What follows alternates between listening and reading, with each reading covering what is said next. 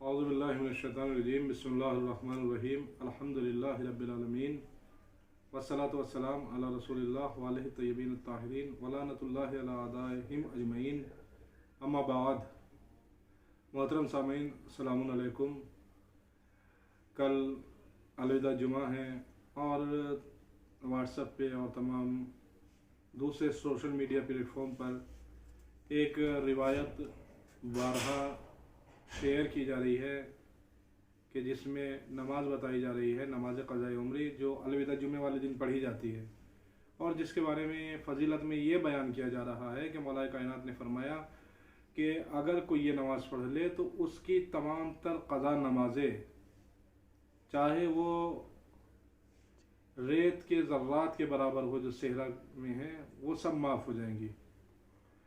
तो मैं आपकी खिदमत में चंद चीज़ें सिलसिले में अर्ज़ करना चाहता हूँ। पहली बात तो ये कि अगर आपको शरीयत को समझना है तो आप व्हाट्सएप के शेयर और जो पोस्ट होती हैं उन शेयर्स को ना देखें।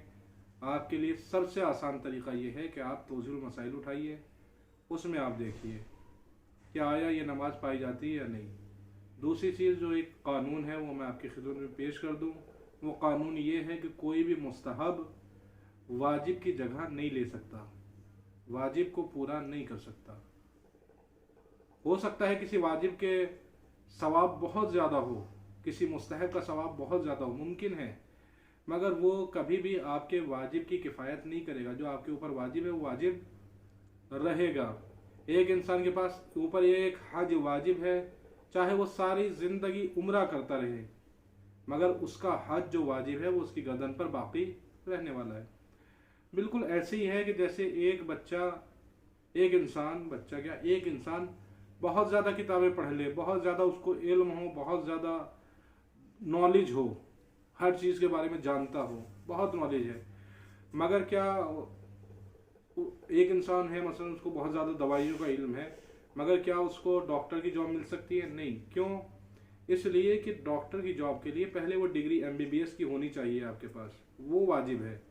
एक इंसान के पास बहुत इल्म है मगर उसके पास नॉलेज है मगर वो डिग्री नहीं है उस फील्ड में, तो उस फील्ड में वो काम नहीं कर पाएगा। क्यों? इसलिए कि जितना भी नॉलेज है वो सब समझिए मुस्तहब है, और मेडिकल के लिए अगर आपको प्रैक्टिस करनी है तो वो डिग्री आपके लिए मस्ट है, वाजिब है।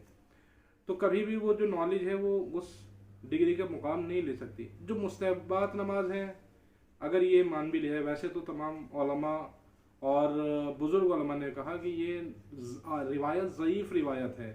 भला मुमकिन नहीं है कि एक इंसान पूरी ज़िंदगी नमाज ना पढ़े और 4 रकात नमाज पढ़ ले, उसकी सारी नमाज काफ़ी हो जाएंगी। तो फिर आइम्मा अलैहिमुस्सलाम कभी भी हमें पूरे साल नमाज पढ़ने का हुक्म ना देते, या खुदावंद आलम नमाज पढ़ने का हुक्म ना देते, इसलिए कि खुदा भी हमारे लिए आसानी चाहता है, इस्लाम भी हमारे लिए, शरीयत भी हमारे लिए आसानी चाहती है।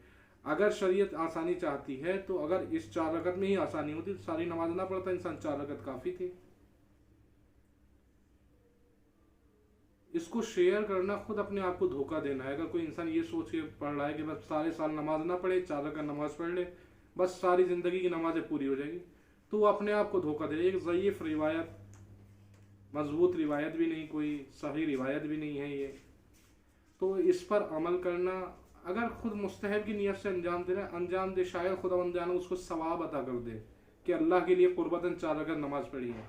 मगर ये सोच कर पढ़ना कि सारी नमाजें पूरी हो जाएंगी और फिर नमाजें ना पढ़े, या सोचे जो कज़ा हो गई थी वो पूरी हो जाएंगी, तो ये उसका मामला हल नहीं होने वाला है।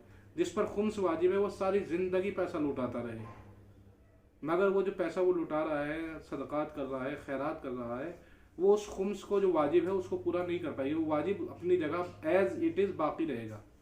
तो नमाजें जो कज़ा हैं वो आपकी गर्दन पर एज इट इज़ बाकी रहेंगी, भले ही आप 4 रकात की जगह 8 रकात पढ़ लीजिए मुस्तहब नमाज। कोई भी मुस्तहब वाजिब का मुकाबला नहीं कर सकती। वाजिब अपनी जगह बाकी रहेगी नमाजें, मुस्तहब नमाज आप चाहे जितनी पढ़ लीजिए। तो ये रिवायत मोतबर नहीं है, ज़ईफ़ रिवायत है, इस पर अमल करना बेहतर नहीं है। अगर ऐसी ही मोतबर रिवायत होती तो आयतुल्लाह सिस्तानी, आयतुल्लाह ख़ामनेई या जितने भी मराजीन आपके हैं उनकी तौज़ीहुल मसाइल में ये नमाज लिखी होती है, आपके लिए नहीं लिखी है। इसका मतलब ये है कि उन्होंने इस नमाज को किसी लायक नहीं समझा है, इस रिवायत को, माफ़ कीजिएगा, इस रिवायत को किसी लायक नहीं समझा है। ज़ईफ़ रिवायत है, दीन से, अमल से दूर करने वाली रिवायत है। इससे परहेज़ करें, इस पर अमल करने से, और अपनी नमाज़ों को जो क़ज़ा है उसको अंजाम दे खुदा से। और जो क़ज़ा और नमाज़ें हुई हैं उसके लिए तौबा भी करे कि परवरदिगार माफ़ कर दे कि तेरा हुक्म था नमाज वाजिब अदा करने का, मैंने अदा नहीं की, अब अदा कर रहा हूँ, तो जो उस वक्त पर अदा नहीं की उसके लिए माफ़ी। बिल्कुल ऐसे ही जैसे बाप अपने बेटे को किसी काम के लिए कहे और बेटा उस वक्त पर उस काम को अंजाम न दे, जिस वक्त कहा, मतलब पानी मांगा आपने, उस वक्त पानी नहीं दिया, तो अगर देर से आप पानी लेकर जा रहे हैं तो पानी तो ले आए आप बाप के लिए, मगर जो उस वक्त नहीं ले गए उसके लिए उसको सॉरी बोलते हैं, माफ़ी मांगते हैं उससे कि माफ़ कीजिएगा उस वक्त नहीं ला पाया, अब लेकर आए इसलिए माफ़ी। तो क़ज़ा नमाज भी आप पढ़ रहे हैं तो उसके अपनी क़ज़ा नमाज ही पढ़ रहे हैं तो उसके लिए भी खुदा से तौबा ज़रूर करें, इस्तिग़फ़ार ज़रूर करें, परवरदिगार जिस वक्त तूने चाहा था उस वक्त अंजाम नहीं दिया था। तो मेरे भाइयों, मेरे दोस्तों, कोशिश करें कि इस रिवायत पर को आप मोतबर ना माने, फैलाएं भी नहीं, शेयर भी ना करें, इसलिए कि जो चीज़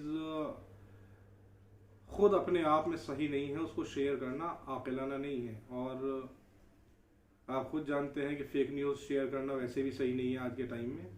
तो खुदा की बारगाह में भी और खुदा से की जो इबादत है उससे मुताल्लिक़ भी ये फ़ेक न्यूज़ है, इसको शेयर ना करें, इसका कोई फैक्ट नहीं है, ये ना अक़लन सही है ना शरअन सही है। आप मुस्तहब नमाज 4 की जगह 8 पढ़ लीजिए जुमे वाले दिन। और मैं गुजारिश करूँगा कि जैसा कि इस बार माह रमज़ान में एक लॉकडाउन की वजह से नमाज जुमा नहीं हो रही, तो मैं गुजारिश करूँगा कि नमाज जाफ़र तैयार पढ़िए, जो आई है नमाज वो पढ़िए, जो वारिद हुई है नमाज वो पढ़िए, बजाय इसके कि एक रिवायत कोई गरीब रिवायत है, ज़ईफ़ रिवायत है, उसको हम लोग शेयर करें, उस पर अमल करें। उससे बेहतर यह है कि जिस नमाज के लिए हुक्म आया है और इशारा किया गया है और ताकीद की गई है नमाज जाफ़र तैयार की, उसको अंजाम दे इंशाअल्लाह। खुदावंद आलम से दुआ गो होंगे, परवरदिगार तुझे मोहम्मद वाले मोहम्मद के वास्ते हमें तौफीक दे कि जो असली दीन है उस पर हम अमल कर सकें और तेरी बारगाह में सुरखरू हो सके। रब्बना तक़ब्बल मिन्ना इन्नका अंतस समीउल अलीम। अस्सलामु अलैकुम व रहमतुल्लाहि व बरकातुहू।